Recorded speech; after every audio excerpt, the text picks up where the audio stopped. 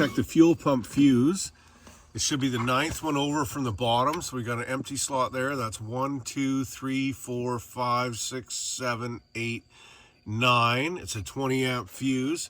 What we're gonna do is cycle the key on and we're gonna check for voltage at this fuse.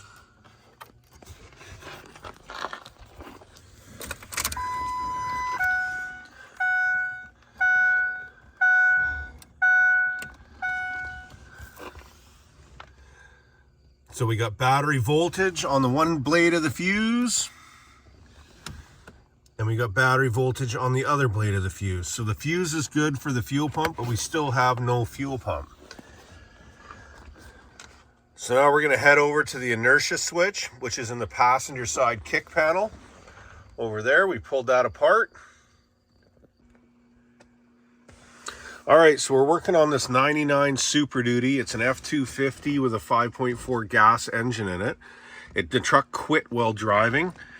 So what we've determined is the fuel pump is not operating. We've checked the fuse and we got voltage on the fuse. All right, so under the passenger side kick panel here, right here, behind this wiring, there's a little black thing right here. This is an inertia switch. What this does is if you're in a car accident and you have an impact, it triggers that, which trips it, and it cuts the fuel pump out, so you're not pumping fuel all over the place, potentially causing a fire problem. So we've unplugged the fuse. This is a connector here. It's just 2 wires. All it is that fuse over there that we already looked at. A relay, when the key is on, sends power to this fuse, or to this inertia switch here. And if it's not tripped, it just carries on and sends power back to the fuel pump. So what we want to do here is check and see if we've got voltage on the wires here. All right, so we're going to check for voltage on the green and yellow wire. We've got the key on. We have 6.9 volts. That's not enough. So we need battery voltage. We've already determined that the battery voltage is just over 12 volts, which we've checked on the fuse over there. We could actually check it at the battery as well. So we've got a problem between this green and yellow wire and the fuse panel where the relay sends power to that wire. So we could have a compromised green and yellow wire, which would be ideal, or we could have the relay, which is internal to the fuse box, the contacts in the relay or whatever, are not making a good contact and it's not allowing enough voltage to get out here to this. So before we take the fuse box apart and try and track that down, what we're going to do here is we're just going to run some power to the red wire on here, and we're going to see if that fuel pump comes on.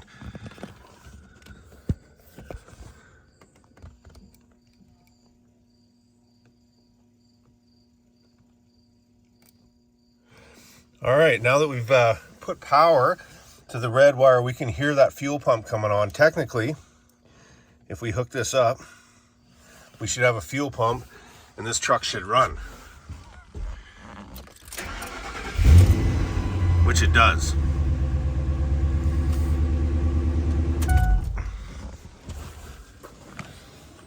So now we're going to trace this green and yellow wire back to the fuse panel and we're going to check the integrity of this wire. All right, so we're going to pull this fuse box out of the way. We got four bolts here, one here, here, here, and here. So we'll get them out.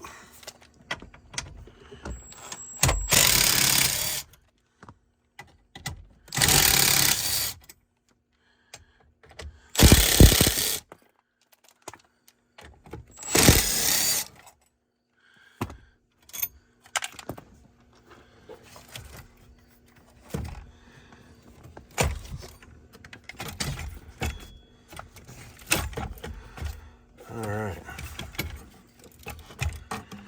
it's a little bit snug. So now we got to find which connector that green and yellow wire is in. All right, so I got a 2002 wiring diagram here. I'm really hoping it's the same. I don't have a 99. This is the fuse 2.40, 20 amps. That's the fuse we checked there. It comes down and it controls the fuel pump relay. So we know we got power on this fuse, And we know that when we turn the key on, it's tripping this relay and it's sending power to the inertia switch here, which is dark green and yellow wire, which is what we had. So we want to check the integrity from the inertia switch back to this connector here. So this connector is C270A. So let's find out what C270A looks like. All right, this is the connector C270A, and we're looking for, back here, 270A, we're looking for pin 22 of connector 270A. So we've got pin 24 on the top, and we go back, the third one back right here. This should be the one we're looking for, and this is the connector, what it looks like. So now we got to try and locate that connector. All right, on the back of the fuse box, we've only got one connector that fits the bill here, and it's this guy here. So what we're gonna do is pull this out. So we just pull this loop back.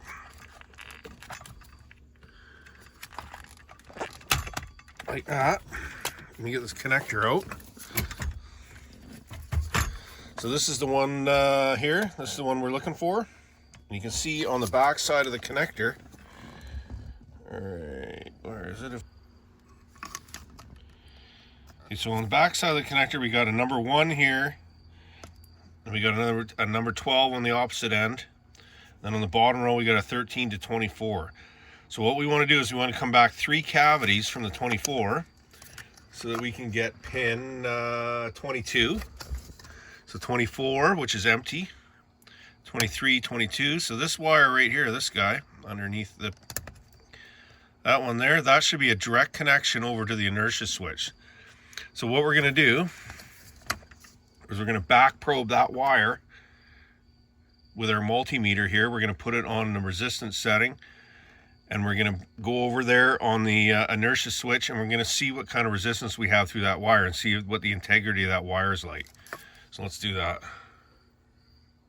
All right, so we're hooked into the wire on the connector on that side. It's unplugged. We got our meter here, and we're going to go check the integrity of this wire. If you guys don't have a meter, I picked this one up off Amazon. It is absolutely awesome. It recharges like a cell phone. You don't have to worry about changing batteries. It automatically finds whether you're on voltage or resistance or whatever. It just does it all for you. So it's pretty straightforward. If you're looking for an inexpensive meter that does the job, this is a pretty good one. I'll try and find the link and put it in the description for you guys. All right, we're back over here on the inertia switch. We've got that green and yellow wire again, and we're going to back probe here. So we got continuity to that wire, and we actually have perfect. So we know that that wire from all the way through the dash from one side to the other is in perfect condition. So we can pretty much rule out the wire now. We can rule out the fuse panel because we know that that had full voltage. So we know now that the contacts or the signal that's being sent down that wire through that relay is no good. Now, unfortunately, like I said before, that relay is internal to the fuse box. So now we're going to figure out what we're going to do without replacing the fuse box. We're going to have to bypass that. All right, guys, we're back out under the hood here.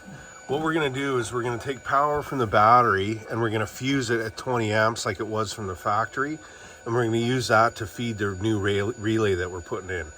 So I'll run a wire from the battery over here with a 20 amp fuse. Now on the driver's side here, these are called pass-through wires. There's the red, the black, the blue, the white. So what that does is it actually takes these wires, they're just dead-headed here, and they're for you to use if you want to hook things up like toggle switches or whatever you want without trying to feed the wire through the firewall. So I'm going to use the red wire here. It's not being used. So I've hooked into it with a meter, and I've got my the other end of my meter going back to the inside of the truck. And just under the fuse box here, I pulled the wire out. There's a little bundle of 4 together, and I found the red wire, and I'm on the red wire just to verify that that's the pass-through wire. So now what I'm going to do is I'm going to hook into that red wire, and I'm going to use that for a feed for my new relay. So we're going to go ahead and do that. All right, so we've run a battery wire from the battery, and we've fused it 20 amps. We've gone through the pass-through on the firewall, and we've hooked it onto our relay here. And we're going to put that on the relay, and we're going to put it on pin 30 of our relay. So the battery feed is going to be pin 30 of our relay, and then the output from the relay is going to be pin 87A. So on 87A on this relay, once the relay is activated, this relay triggers onto 87A, just like this relay here factory would trigger over to this pin 5. So the battery is going to trigger. So now we need a power and ground, which is right here, which is switched from the PCM power relay. We can't access this at all because it's internal to the fuse panel. So there's no way to connect to this wire. So what we're going to do is we're going to find another source that's hot in ignition and run, and is a pretty heavy wire, like enough for a 20 amps.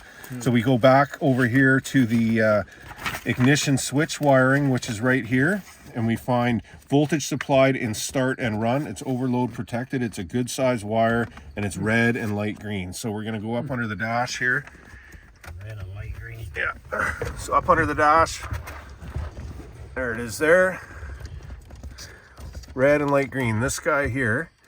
So we're going to tee into this. So this is going to be the power, switched power side for the relay trigger. So that's what we're going to use. So we're going to tie into that for the one side of the relay.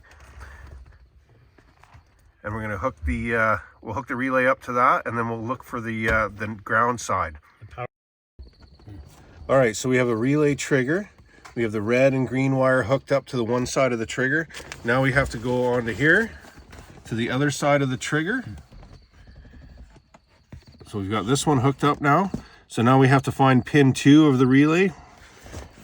So in our case, it's going to be, we've got 85 hooked up on one, and we got to hook up 86 on the other.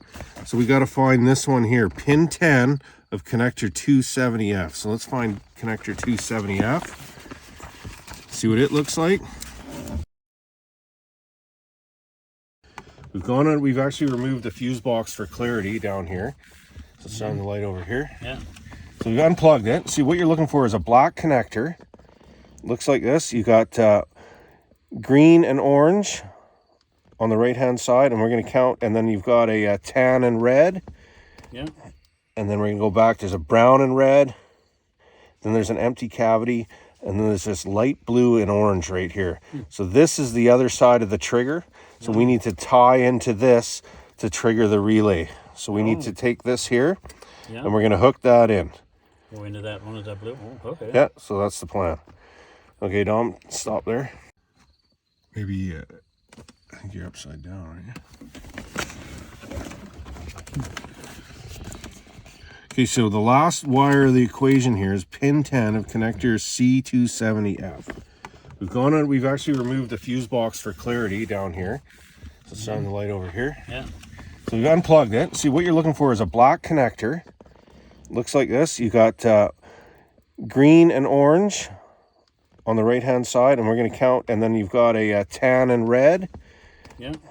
And then we're going to go back. There's a brown and red. Then there's an empty cavity, and then there's this light blue and orange right here. So this is the other side of the trigger. So we need to tie into this to trigger the relay. So we need to take this here, and we're going to hook that in. Go into that one, is that blue? Oh, okay. Yeah, so that's the plan. Okay, Dom, stop there. Look into the side of that one. Yeah, so we're going to use a T connector. All right, so I made a little diagram here, a little review. So we've got the battery, and we've run a wire from the battery through the pass-through wires on the firewall. We put an inline fuse with 20 amps, and we connected that to pin 30 of our new relay. We're using a 30 amp relay that we had, a nice heavy duty one. And then our output on this relay, because it's labeled wrong, is actually 87A. That 87A is what's going to go feed the green and yellow wire that we pulled out of the fuse box on that little D-shaped connector. So we're going to hook into that one there, and then that's going to go to the inertia switch on the passenger side kick panel, and ultimately to the fuel pump. Now, on the trigger side of the relay, we have 2 other pins. All right, so now we have two more cavities here. We have pin 85 and 86. It doesn't matter which is which. One needs to be switched ground and the other one needs to be power. So we're taking one of them and we're going to hook them up to the red and light green wire on the ignition switch. We're just going to tee into that. And then the opposite one, we're going to look for that little black connector. We're going to count 5 cavities back until we find the light blue and orange wire. And we're going to tee into that. And then that should fix the problem there. If you're not familiar with relays, I'll leave another video of mine that sort of goes a little more into depth of relays so you can read the side of your relay. Thanks for watching.